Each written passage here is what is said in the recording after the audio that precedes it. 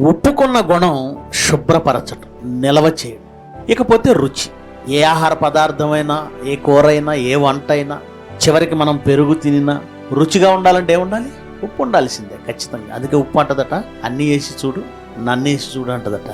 ప్రియులరా, ఇలాంటి ఉప్పుతో దేవుడు క్రైస్తవులను ఎందుకు పోల్చాడు అంటే, చెడిపోతున్న ఈ సమాజానికి క్రైస్తవుడు ఉప్పు లాంటి వాడు, అంటే రక్షించేవాడు, పాడు కాకుండా కాపాడేవాడు. ఈ సమాజం నిలవ ఉండడానికి, పాడు కాకుండా ఉండడానికి క్రైస్తవుడు ఉండాలి. ఎందుకు క్రైస్తవుడు ఉండాలి?